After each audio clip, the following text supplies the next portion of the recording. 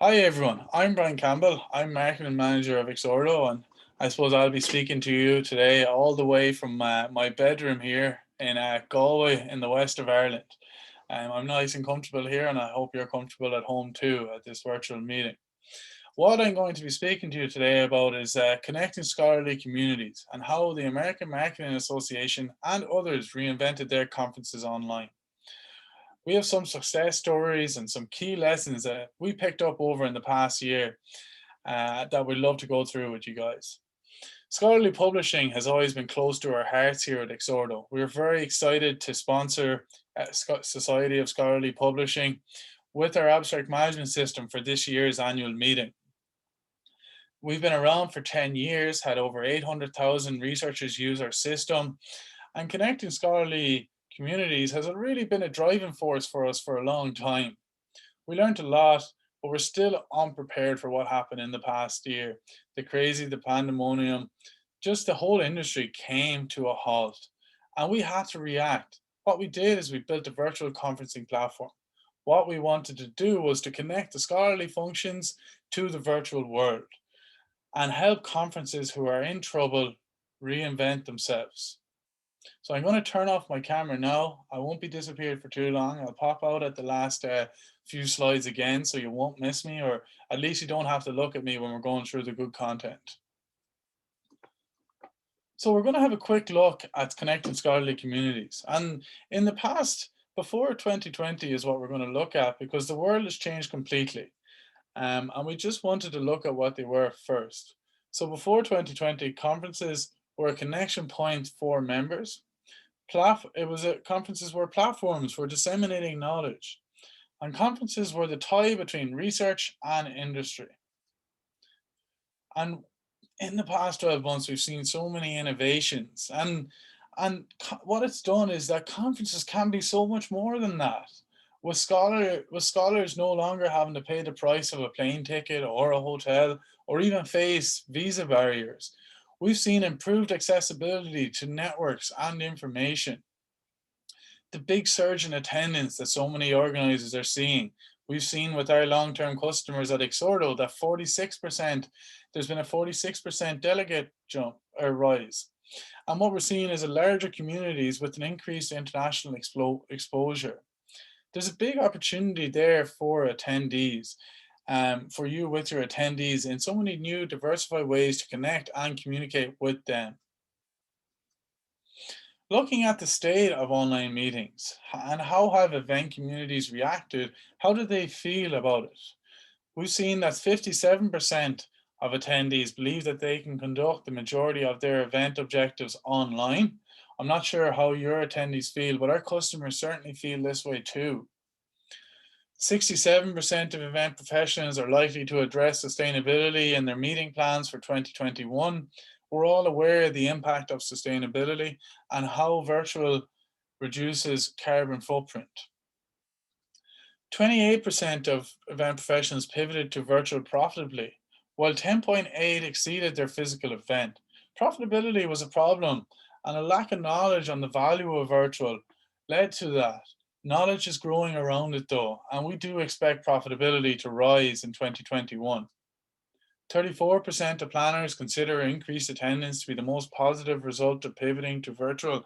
The next was lower overhead costs at 27%. You know that increased attendance benefits both the organizer and the attendees. So as organizers are contemplating going back to physical, it's important to reflect on the positives and how they will shape meetings in the future. One way to look at the positives in the past year is success stories from our customer conferences. I'm going to pass it off to Sierra here, who's going to take it over and walk you through some of these stories. Right, so I'll be taking the spotlight from Brian for a bit here to just tell you about a few of our customers that ran some fantastic events last year.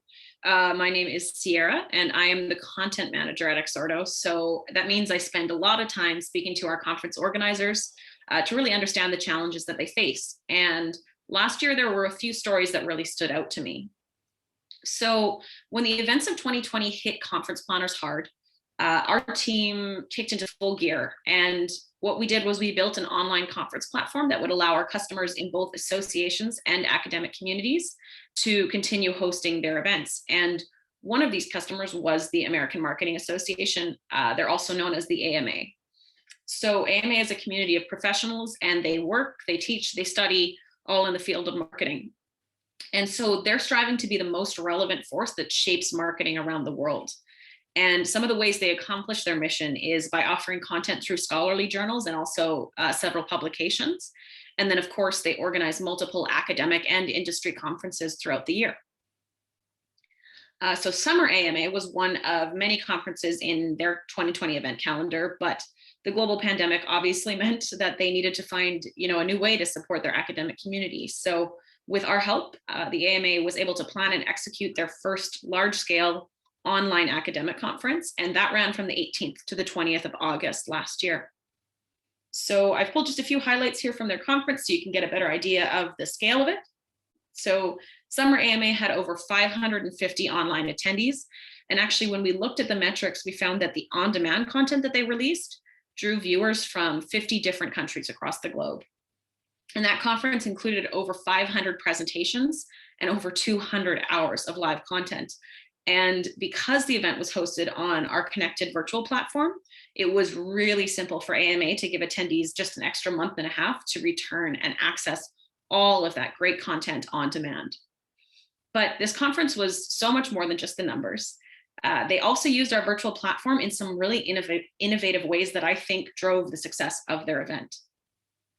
On the days of the live event, the AMA took full advantage of the ability to customize their event space, and they directed attendee traffic and navigation around their event site. So they used what we call customizable homepage cards to highlight some of their really important sessions, and they put up new cards every hour. So one example of one of these cards directed new arrivals to check out the at a glance feature. And that feature gives attendees a visual overview of the full conference experience. And of course, once attendees begin exploring the site, then they could find new sessions using our search bar, or what they could also do was browse custom categories on the Discover page that AMA filled out. And this page creates almost like a Netflix experience, but of course it's in a scholarly conference. So that's very useful. And then in the days surrounding AMA's live event, their team was releasing tons of on-demand content and recordings, and that really extended the value of their conference experience. So, whether it was a pre-conference opportunity to meet their editors, or they even had an on-demand poster session that had over 100 presentations. And attendees were able to experience the conference really when and where they wanted. And as I'd mentioned, the recordings that they released after the sessions were hosted for over a month, and this allowed people to catch up or to review their sessions on their own time.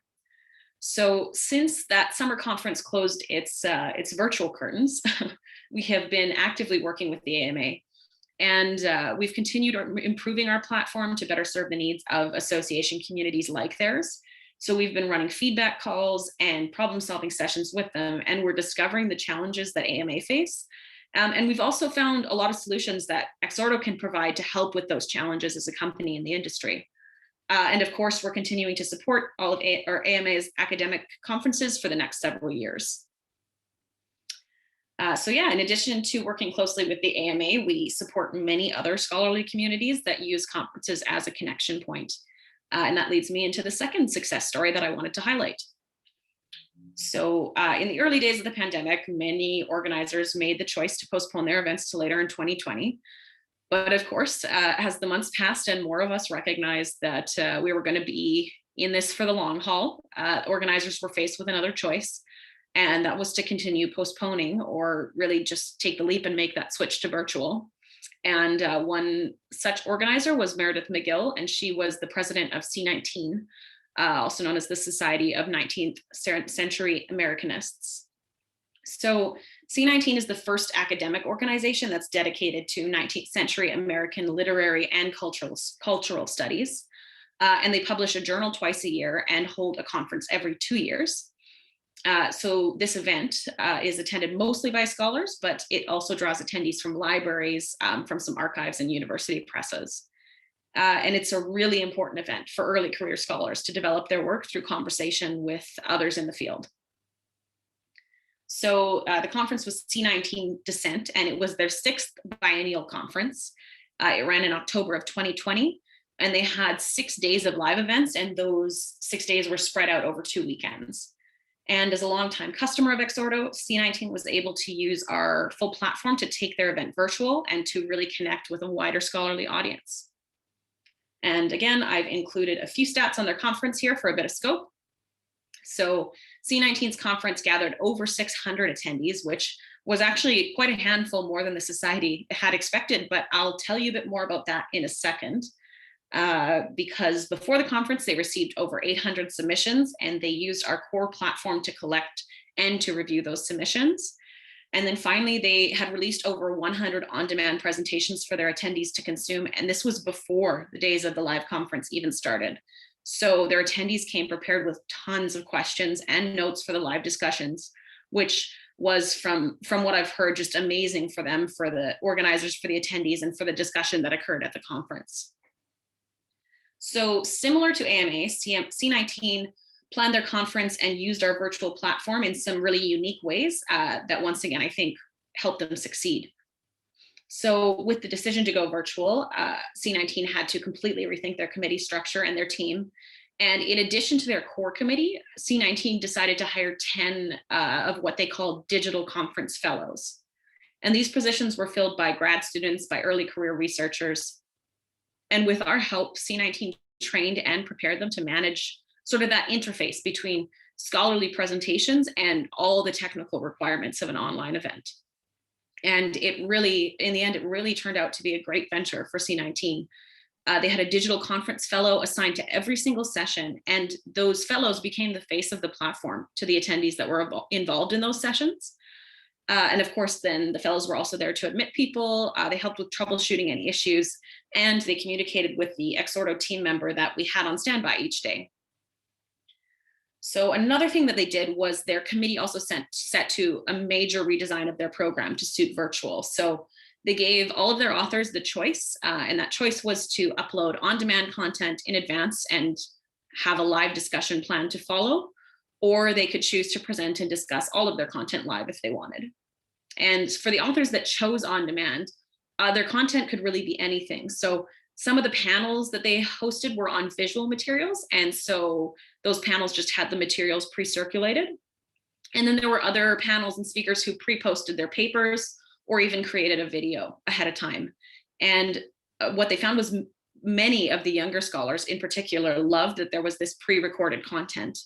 And one of the things that Meredith said while I was talking to her was that they really loved that they could put it on while they were chopping vegetables or doing something else, and then decide whether they wanted to attend the panel from listening to those early materials. So that ended up being really great for a lot of their attendees trying to decide between different sessions. And one final thing that C19 loved about our platform was that they could collect fees, what we call at the virtual door, for people who just wanted to sign up to attend the conference. And the connected registration in our platform meant that last minute attendees and non-members could join in on the experience. And of course, because C19 experimented with opening the conference to people who weren't members, they actually got heaps of additional attendees. I think at least 100 out of the 600 people, so 1/6 of the people who came to the virtual conference had actually signed up at the door. And really that did so many great things, and it gave many of their speakers an international exposure that they wouldn't have had otherwise. And it also gave C19 some extra revenue they didn't expect. So obviously navigating the chaos that was 2020 was difficult for so many conference planners, but as an industry and as a community, I think we've learned some really valuable lessons, and we've developed new ways of doing things that we once took for granted, especially conferences.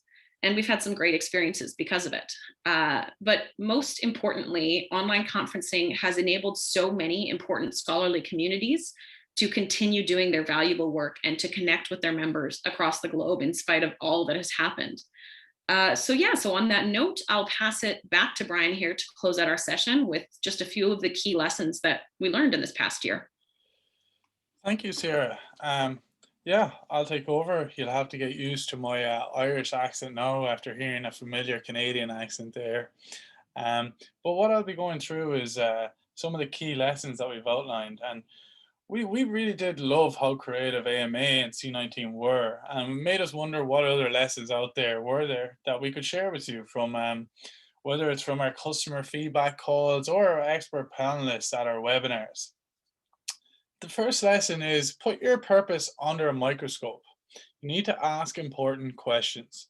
Questions like, who is your conference audience? Why is what you're offering going to improve their lives? Or what is the problem it's trying to solve? Then work out where to go next, because it may surprise you. Sam Burrell from Society Street had this to say: we discovered that our product isn't really a conference. There's a huge pent up demand for community to talk to each other. And we discovered that we're actually a convener of a community, and that conferences are just a part of what we do. Answering these questions can help you direct your whole organization. And this is needed now more than ever, as many of you are considering moving your scholarly event from virtual to physical. The second lesson is the access to new audiences. We've spoke about global coverage several times and the ability to grow your membership. There's countless examples of events multiplying, but it's important to deal with that growth through communication as well. Grow your community to countries and researchers that will breathe new life into your events. Bob Moore from, he will laugh at me if I say this wrong, but he's from the American College of Osteopathic Family Physicians. He said, overnight we picked up several hundred people who were never planning to come in the first place. For whatever reason, because of their schedule or because they didn't want to spend the money on flights and hotels, that was a pleasant surprise. And it was a pleasant surprise. And they grew their community through virtual and focused on communication. So his team and attendees stayed up to speed. Lesson 3, embrace the online experience. So many tried to translate the physical directly into the virtual instead of embracing the online experience fully. Promote your asynchronous engagement. Help researchers get more feedback. A 15-minute Q&A can turn into a global discussion. Use on demand to design great experiences for your researchers and give control to the delegates, giving them flexibility around when they consume the content. Make space for panels and discussions. One of our customers, who's an association event manager, had this to say: we needed to stop thinking of our event as a live conference that's been imported to an online environment and start thinking of it as something that's different. Don't be married to what's done before. And there are so many opportunities out there to really embrace the online experience. So we decided to give a bit of a bonus tip, and I'll turn back on my camera for those of you that wanted to see me again, and for those of you that wanted to ignore me, you can kind of hide it. But the bonus tip is to have a bit of fun with your conference. It was something we realized, and it's really important to remember it. At Ex Ordo Con, we asked people to share a tip of their work from home setup. And here's a picture of Sierra sitting outside trying her best not to get burnt in the lovely Irish weather. And here's a picture of me. I was hosting Ex Ordo Con, and I changed my outfit several times, and we asked attendees to guess how many shirts I wore over the 2 days. It was great entertainment and just a bit of fun. But I want to thank you all for listening to us, and I hope that you can take some of the tips and lessons from what we said and help you connect with your scholarly community more. If you have any questions for me or for Sierra or for anyone at Ex Ordo, don't hesitate to ask us. Just pop down to the exhibiting booths and I'll be there, and I'm happy to chat to you guys, or email us at growth@exordo.com. Thank you, guys.